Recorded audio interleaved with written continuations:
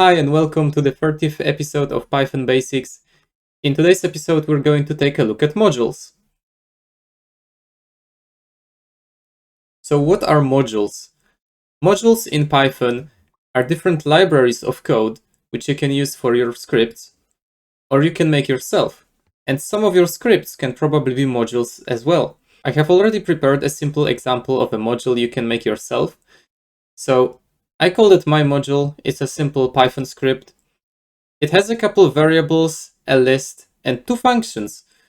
And so what you can actually do with that now is you can import that script as a module into your other Python script, and then you can use all of the things which are inside of it in the other script you're using. Importing a module in Python is really quite simple. All you have to do is type import, and then you have to specify the name of the module which you want to add. In our case, it's my module. And now that I have imported my module, I can actually access everything inside of it and use all of its functions, variables, and all the other stuff I could put in there. So let's quickly check if that's true. Let's try and print out the first variable. One thing which is important to note is that to actually access things from the module, you have to specify the name of the module first, and then you have to specify what do you want from it. So my module dot moon distance kilometer, and I can run my file now. As you can see, it works. It's printing out the value that was inside the variable in our other script, which is not here, but we can access it. Like I said, you can also access all of your functions. So let's try to use the dice roll function. My module dot dice roll, and let's say 100. Let's roll a 100-sided dice. And we got a 95. As you can see, it works. Another helpful thing is that you can give shortcut names to your modules which you have imported. For example, if the name of the module is really long and you don't really want to type it out each time you want to use anything from it, you can simply import the module name as, and then you have to name the shortcut for it. Let's just call it mm. Now that we have set up a shortcut for our module, we can no longer use the original name and we have to use it. As you can see, I type again, and it works. We got 27 now. There are hundreds of thousands of different modules, and probably even more, which you can add to Python. All of the modules were either wrote by people using Python or by the Python creators themselves. You might have actually already come across a couple of modules. For example, random. Random is a Python module which allows you to do many different things, but it's probably mostly used for generating random numbers, which we can actually try to do now. So it's random dot, and then let's say randint between 1 and 1000. And we got 212. But how do you actually get modules, or how do you search for them? Well, one of the ways is to search through the Python external libraries. To find your external Python modules, if you're using PyCharm, you have to simply go to the left to external libraries, simply your Python version, and then the lib folder with a capital L.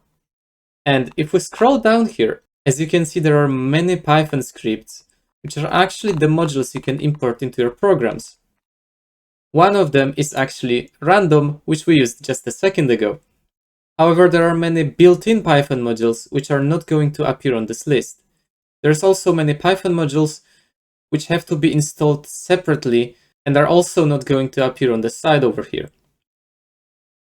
I'm going to show you in a second how to install pretty much any Python module you're going to find online.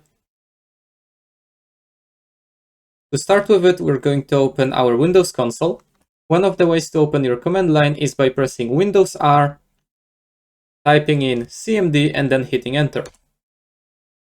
You should now see the Windows console. And we're going to use a special program to install Python scripts, which is called pip. If you're using an older version of Python, you might have to install pip separately. However, if you're using one of the newer versions, you should have it already pre-installed. You can check if you have pip installed by simply typing pip -- version, and then hitting enter. And as you can see, I have pip installed, so everything is in order.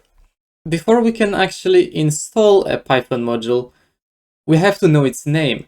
So now I'm going to show you a couple of different websites on which you can find Python modules. All of the links are going to be included in the description below. So the first website I want to show you is actually the Python docs themselves, which specify a bunch of different modules, most of which you can find in your external libraries if you're using PyCharm. Random, which we used a second ago, is also here, and you can see there are many different Python modules on this website. So go ahead and look through them yourself. So a second extremely useful website for Python is actually PYPI.org. Over here on this website, you can actually look through different categories, for example, separated by topic, to look for Python modules. Let's say I want some Python modules for artistic purposes. I can open the topic called artistic software. And it's going to list out a bunch of different modules which you can use. Right now there are 343 projects just in the artistic software category. And look how many categories there are. There are basically unlimited Python modules and you can look through them for hours. So now I'm going to show you how to actually install those Python modules. Let's say I want to install PyAnimation. For that we have to go back to our command line where we checked if we have pip installed. Now we're going to go ahead and simply type in pip install PyAnimation. And if everything goes alright, PyAnimation should simply install. As you can see, it's downloading it right now. And it's done. We can use PyAnimation now. And just to confirm once more, I'm going to import PyAnimation. And as you can see, our PyCharm is already recognizing it. So now, what if you want to uninstall a Python module which you don't need anymore, or which you have installed accidentally? Well, we have to go back to our console again and type in pip uninstall PyAnimation, or whichever module you have just installed. And it's going to ask you now if you're sure you want to uninstall it. Go ahead and type Y, press enter, and it's successfully uninstalled PyAnimation. And yeah, that's it. Have fun with modules. See ya.